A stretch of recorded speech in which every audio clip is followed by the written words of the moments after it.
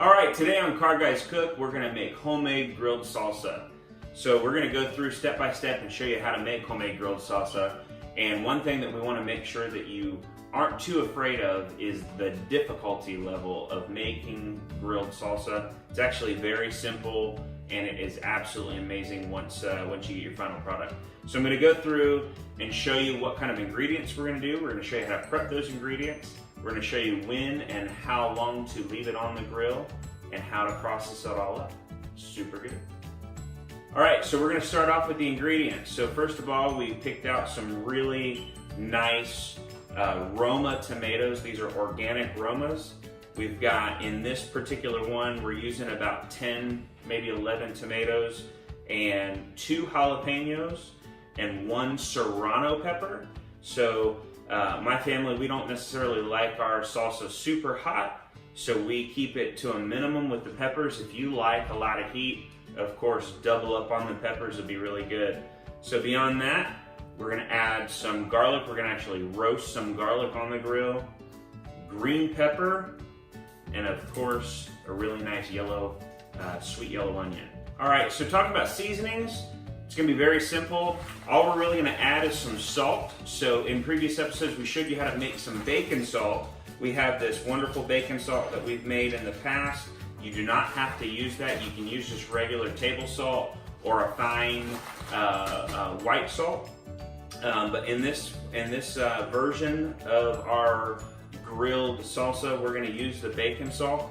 The difference is this time, what we're gonna do is we're gonna actually add the bacon salt to our molcajete. We're gonna grind it down so it becomes really nice and fine. From there, the only other thing that we're gonna do is we're gonna add a splash of apple cider vinegar to the finished product to taste. All right, so I'm just gonna simply show you how to prepare each individual item. With the tomatoes, all we're gonna do is we're gonna take out the stem core, and that is gonna be the only thing that we're gonna do. We're gonna actually leave these on the grill, and I'll show you once we do it on the grill. We're just going to kind of leave that stem core bottom base that we cut out standing up on the grill so the juices tend to go away. With the jalapeno, we're going to remove the stem as well and leave it whole. On the second jalapeno, we do something a little different because, like I said earlier in the video, my family does not necessarily like it super hot. The majority of all the heat is in the seeds. So we're gonna actually de-seed one of the jalapenos. So we leave the seeds in the first jalapeno. We're gonna de-seed the second jalapeno to remove some of the heat. So we'll do that.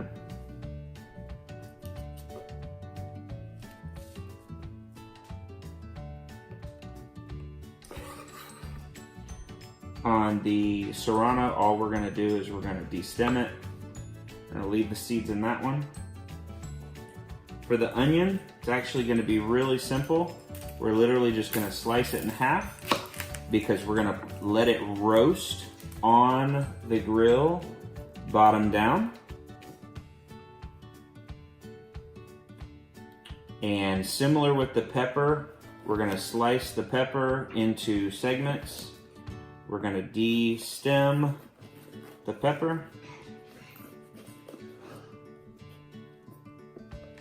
And we're gonna take the segments and we're gonna grill them face down. The garlic will actually be cubed and roasted as well.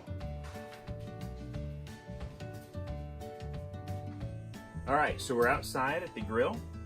We've gotten the grill preheated to about 400 degrees, just the right temperature to start roasting these vegetables for our homemade grilled salsa.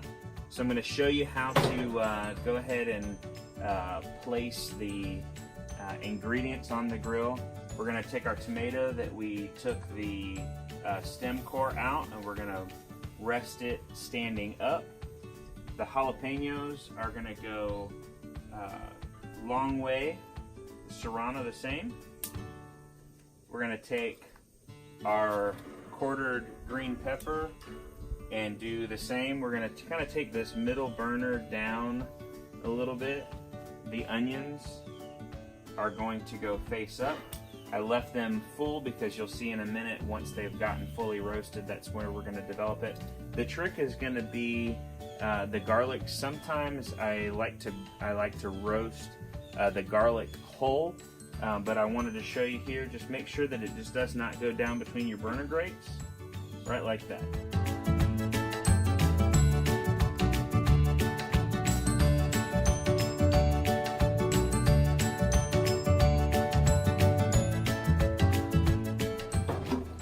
Alright, so as we open up the grill, we notice that we flipped the onions to let them roast a little bit. We flipped the peppers a little bit. We brought the tomatoes to one side.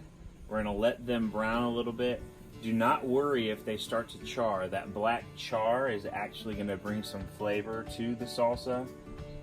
So just every once in a while watch it. We are closing the lid because we want the heat to encompass them kind of like an oven and start to roast those tomatoes all the way through. If we leave the lid open, the top side won't actually cook through.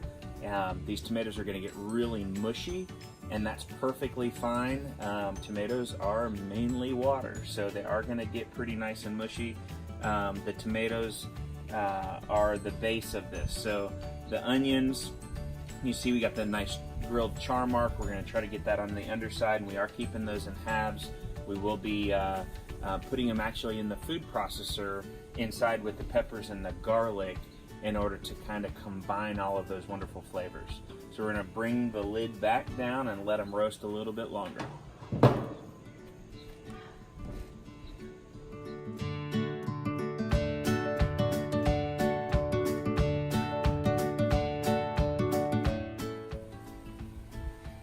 Alright, so as you see, some of the peppers have gotten really nice and roasted. I'm going to go ahead and take these over and put them in our bowl. The garlic is roasted sufficiently. And what we're looking at with the roasted garlic is we just want the oils of the garlic to actually start to soften the meat inside and give that meat that really nice oily garlicky flavor. We're taking off the peppers because they're ready.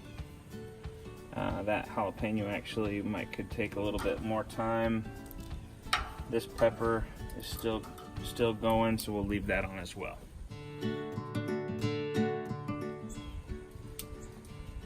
Alright, so we're going to go ahead and take the last jalapeno off. We're going to take the last green pepper. Even though it's not fully roasted, it's actually sufficiently roasted. We're going to go ahead and take that off. We're going to take the onion and leave the tomatoes on to continue roasting. Now what we're going to do is we're going to take all of these ingredients, the garlic, the peppers, and the onion. We're going to take them inside and we're going to actually put them in our food processor.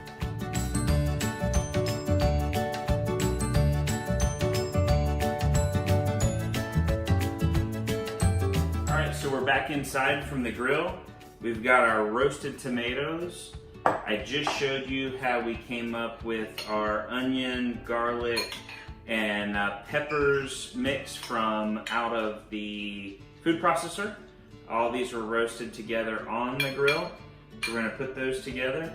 The next thing that we're going to do is in our molcajete, we're going to actually grind our bacon salt. Now remember, we have regular types of salt as well, so you can use a regular coarse sea salt and grind it, or you can just use regular table salt to taste.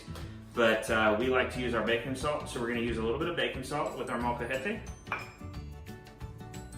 And all you're going to do is you're going to grind around. It's going to create a really nice fine salt. And you'll see there how nice it is. It's like a regular table salt. Has kind of a pinkish color to it because of that bacon. It's going to give us a little bit extra flavor there. But remember, you can use regular table salt. So what we're going to do is we're going to start off here, and we are going to take our tomatoes that we've roasted. We're going to add our pureed or actually just finely diced onions, peppers, and garlic mix. Kirsten, did you really just get into the video? I think you did. Everybody, that was my daughter. Alright, so we're going to add all of that in. You want to help here? You just drop the knife? You're adding a little pizzazz to Car Guys Cook. Whoa, you're about to get me with that knife. Next, we're using our knife. It's good for contour. Oh, you're going to make some makeup videos here soon? Alright, so that was silly. So we're getting all of our peppers, onions, and everything all mixed up nice in the bowl. Then we're going to take some of, in this case, the bacon salt. I'm going to do 3 nice big pinches. Once you get everything put together, taste it, see if it needs some more. From there, we're going to actually take whatever this is called. Someone out there is going to correct me and tell me what this is called. But really carefully, because I'm using a glass bowl, I'm going to use the molcajete masher, or whatever. I'm sure Kirsten will come over and correct me on what it is eventually, if she knew what I was doing. Oh, you don't know either? But we're going to mash that all up. You're pretending you didn't hear me? No, I didn't hear you. So we're going to get all that mashed up. And we're not going to want to make it too fine because I like my salsa a little chunky. If you like your salsa like Mexican restaurant style where it's super, super fine, once you get all this, what you can do, and I've done this in the past, is you can take a portion of the salsa and put it in your blender or your food processor to get it really nice fine, and then mix it in with the chunks. We like ours super, super chunky. So we're going to add a little bit of apple cider vinegar just to taste. It actually is going to liven it up a little bit. It's kind of funny, I actually have a family member that is actually from Mexico. Hi Marcos, if you're watching this. Actually showed me how to make roasted salsa, and I made this version a couple weeks ago for a family get together, and he tasted it and he goes, "There's something different. What'd you do to make this better?" And I said apple cider vinegar and a little bit more garlic than normal. And I told him about the bacon salt, and immediately he asked me how to teach him how to make bacon salt. So that was pretty funny. But there you have it. So we've got homemade, grilled, chunky salsa. It's amazing.